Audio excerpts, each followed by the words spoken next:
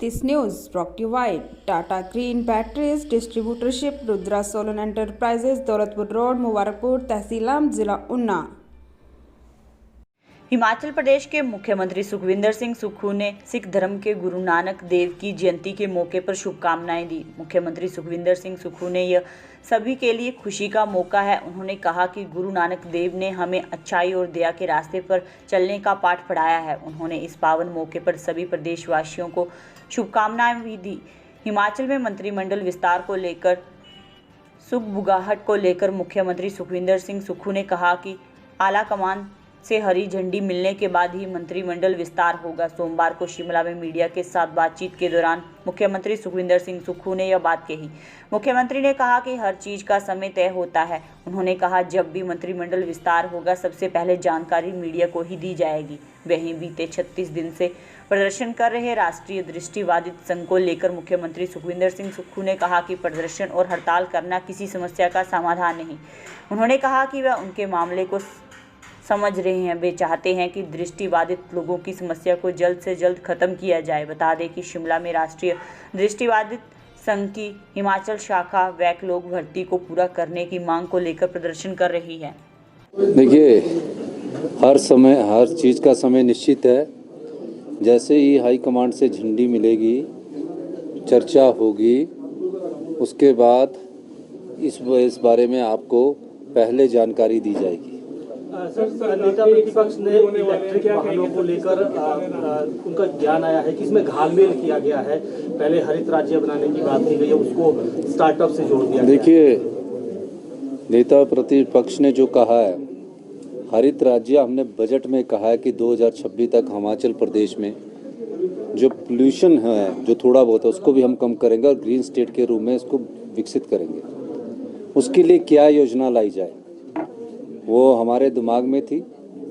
हमारी सरकार ने कहा था कि 680 करोड़ रुपए की प्रत्येक विधानसभा में 10 करोड़ रुपए की स्टार्टअप योजना का शुभारंभ किया जाएगा और हमने ई व्हीकल के द्वारा पहली स्टार्टअप योजना का शुभारंभ कर दिया है।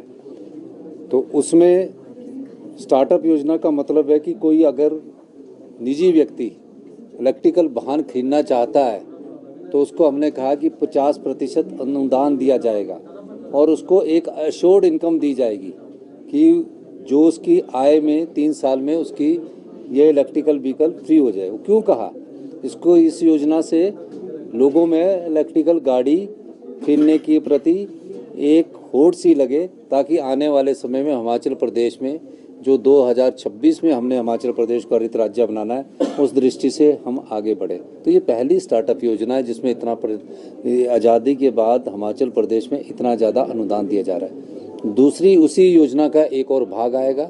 तीसरा, कृषि से संबंधित स्टार्टअप योजना का एक और भाग आएगा। अनुदान देना भी उनको ये समझना चाहिए स्टार्टअप योजना का पार्ट होता है।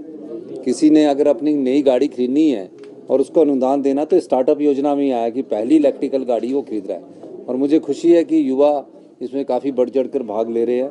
अब जैसे ही ये पोर्टल हमारा खुला, तकरीबन 70 के करीब लोगों ने, हिमाचल के युवा के लोगों ने इस पोर्टल पर अप्लाई कर दिया है। सर, चीन में कोविड के बाद एक और वेरिएंट आया है जो सेंट्रल गवर्नमेंट, देखिए, आईसीएम राज्यों को लेटर लिखा है व्यवस्थाएं सुनिश्चित करने की।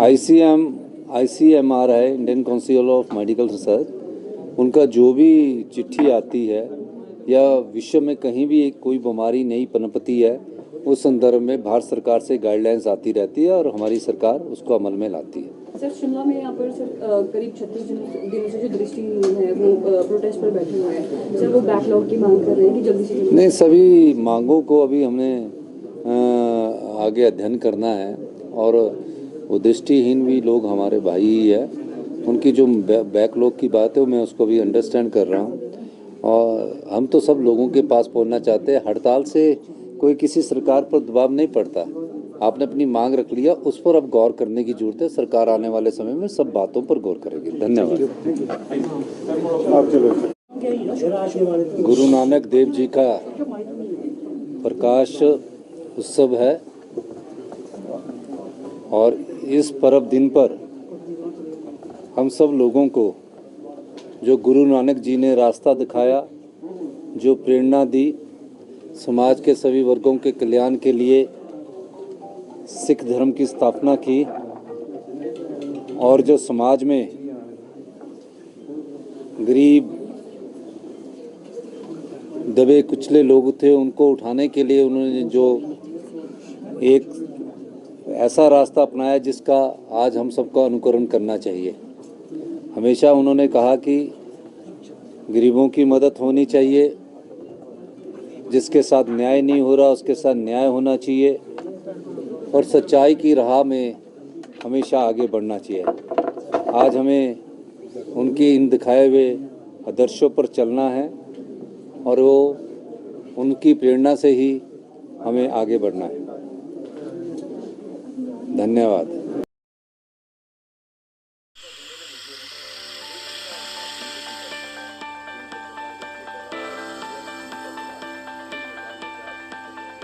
Tata green batteries TGY 10,350 crore dollar वाली विशाल टाटा ग्रुप का एक हिस्सा है। टाटा ग्रुप जो कि भारत के सबसे बड़े संगठनों में से एक है। टाटा भारत में सभी क्षेत्रों में सबसे भरोसेमंद नाम। टाटा और GS युवासा का संयुक्त उद्यम एक अति प्रेरणादायक आश्चर्य से कुछ कम नहीं है।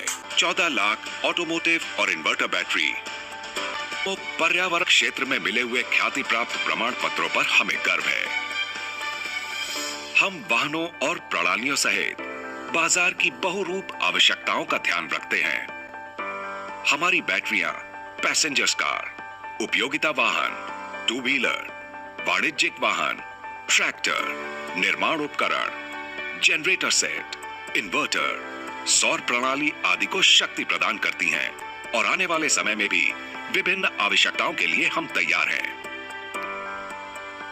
हम Honda, Kirloskar generator set, Komatsu, Maruti Suzuki, Piaggio, Toyota, Tata Motors, Yamaha और कई अन्य कंपनियों के लिए OEM सप्लायर हैं। हमारे पास देश भर में फैला एक मजबूत डिस्ट्रीब्यूशन नेटवर्क है। TGY उन्नत प्रौद्योगिकी, अटूट विश्वसनीयता, पर्यावरण के अनुकूल, सर्वश्रेष्ठ वितरण हमेशा।